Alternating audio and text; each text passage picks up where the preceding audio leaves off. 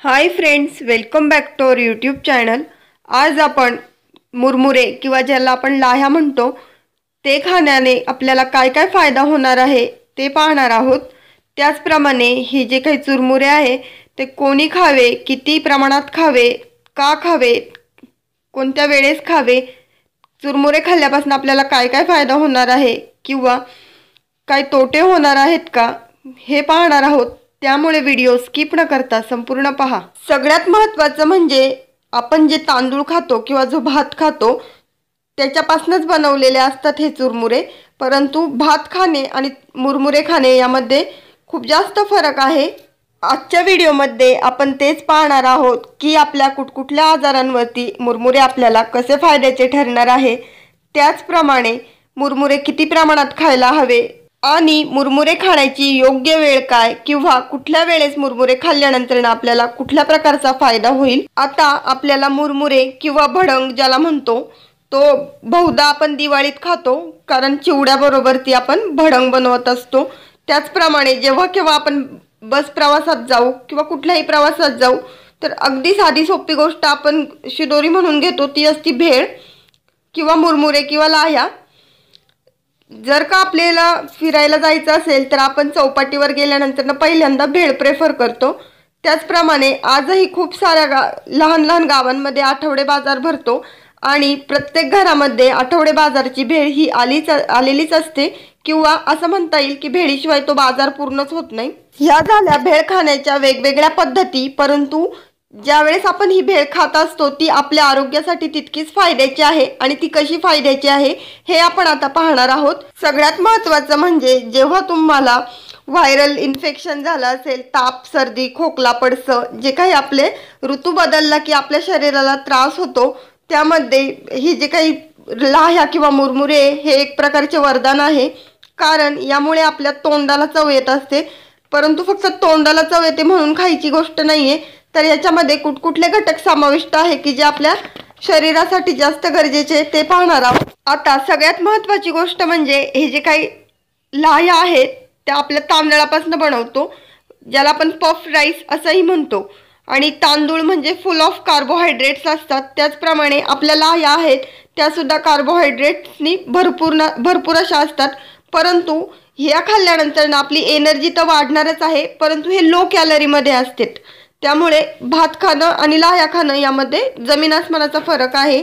मुरमुरे खाण्याचा आणखीन एक महत्त्वाचा फायदा म्हणजे की याच्यामध्ये फायबरचे जे प्रमाण असते ते जास्त असते। म्हणजेच काय तर आपल्याला जर कॉन्स्टिपेशनचा त्रास असेल तर हे लाह्या खाणं म्हणजे आपली डायजेस्टिव्ह सिस्टीम एक प्रकारे इम्प्रूव्ह करण्यासारखं आहे। म्हणजेच काय तर आपल्याला एक वाटीभर लाह्या जर आपण जेवताना खाल्ल्या किंवा जेवल्यानंतर न खाल्ल्या तरी आपल्याला जे काही फायबर्सचं प्रमाण आहे ते भरपूर मिळणार आहे।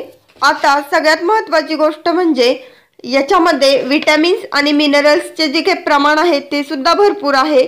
त्यामुळे जे काही आपल्या शरीरामध्ये ॲब्झॉर्ब झालेले मिनरल्स असतील किंवा विटॅमिन्स असतील ते बॅलन्स करण्यासाठी किंवा टिकवून ठेवण्यासाठी सुद्धा हे जे पफ राईस आहेत हे आपल्याला शरीरासाठी खूप योग्य आहेत।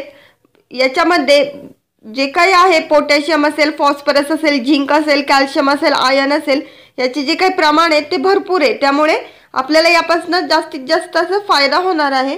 खूपदा शाळेतून लहान मुलं घरी आल्यानंतर भूक लागल्यावरती काही ना काहीतरी मागत असतात किंवा मोठ्या माणसांना सुद्धा टी टाइम स्नॅक्स घेण्याची सवय असते।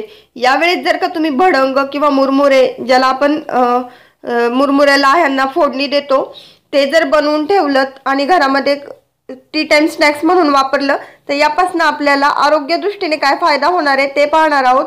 सगळ्यात महत्त्वाची गोष्ट म्हणजे याच्यामध्ये विटॅमिन बी आहे, त्याचं प्रमाण जास्त आहे। त्यामुळे लहान मुलांची जी स्मरणशक्ती आहे ते वाढणार आहे। म्हणजेच काय त्यांचं जे ब्रेनचं जे काय लहान मुलांच्या ब्रेन नरिशमेंट आणि डेव्हलपमेंटसाठी याचा खूप जास्ती फायदा होणार आहे। त्यामुळे जर का तुमच्या घरामध्ये लहान मुलं असेल तर अगदी तिखटा मिठाची फोडणी नको, परंतु हळद मिठाची जरी फोडणी दिली तरी लहान मुलं लाह्या आवडीने खातात आणि ह्या लाह्या त्यांच्या स्मरणशक्तीसाठी किंवा त्यांच्या ब्रेनसाठी उपयोगाच्या आहे, म्हणून तर आपण नक्कीच करून ठेवू शकतो। त्याचप्रमाणे आपण कुठे बाहेर फिरायला गेलो किंवा प्रवासाला गेलो तर अगदी भेळभत्ता हा घेऊनच जातो, परंतु हे नेण्यामागे सुद्धा एक सायंटिफिक रिझन असतं, ते म्हणजे असं की लाह्या ही आपली भूक शमवतात आणि तितक्याच प्रमाणात भागवतात देखील.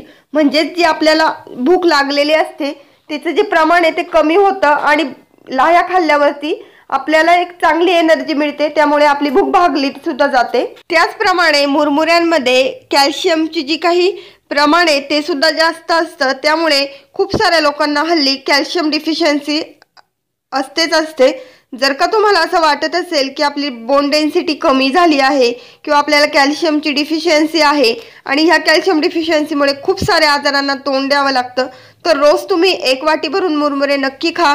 यापासून तुमचं जे कॅल्शियमचं प्रमाण आहे ते नक्की वाढलेलं असेल. त्याचप्रमाणे जसं कॅल्शियम एनरिच आहेत लाह्या, तसेच आयर्न सुद्धा भरपूर प्रमाणामध्ये आहे. जर तुमची हिमोग्लोबिनची लेवल कमी झाली असेल तर ती वाढविण्यासाठी किंवा बॅलन्स करण्यासाठी लाह्या आपल्याला खूप साऱ्या मदत करतील. आजकालच्या युगामध्ये बहुधा स्त्रियांमध्ये हा प्रॉब्लेम असतो की HB लेवल कमी आहे. रोज तुम्ही 1 वाटी भरून लाह्या खाऊन पहा, तुम्हाला नक्की यातही फरक जाणवेल की तुमचं जे आयर्नचे प्रमाण आहे ते वाढलेलं असेल शरीरामध्ये. त्याचप्रमाणे खूप साऱ्या स्त्रियांमध्ये हार्मोनल इम्बॅलन्सचा प्रॉब्लेम देखील असतो. वरून आपल्याला असं वाटत असतं की खूप जाडी आहे शरीरामध्ये, परंतु आतून शरीर संपूर्ण अशक्त असतं. म्हणजेच काय, जे काय हार्मोनल कोऑर्डिनेशन आहे त्यातलं बॅलन्स सुटलेला असतो आणि त्यामुळेच आपल्याला इतर आजारांना सामोरं जावं लागतं. यासाठी सुद्धा जर तुम्हाला हार्मोनल इम्बॅलन्स मेंटेन ठेवायचा असेल किंवा बॅलन्स करायचा असेल तर तुम्ही 1 वाटी भरून लाह्या खायलाच हव्यात दिवसातनं. यामुळे तुमची जी काही इम्युनिटी सिस्टीम आहे ती तर बूस्ट होणारच आहे, परंतु तुम्हाला जे काही हार्मोनल कोऑर्डिनेशन विषयीचे जे काही प्रॉब्लेम्स असतील ते सुद्धा सॉल्व्ह होतील. मुरमुऱ्यांचा अजून एक फायदा म्हणजे आपल्या शरीरामध्ये जी काही वाढलेली ॲसिडिटी आहे ते मुरमुरे हे शोषून घेतात आणि म्हणूनच आपण प्रवासामध्ये ह्या मुरमुरे किंवा लाह्या आहेत त्या प्रेफर करतो. कारण जर प्रवास करत असू आणि ॲसिडिटी वगैरे झाली तर वॉमिटिंग होते आणि ही जी काही वाढलेली ॲसिडिटी आहे ती ॲब्झॉर्ब करण्याचं काम मुरमुरे करत असतात. त्यामुळे आपण प्रवासामध्ये भेळभत्ता म्हणा किंवा लाह्या मुरमुरे म्हणा घेत असतो. हे आहे त्या मागचं कारण.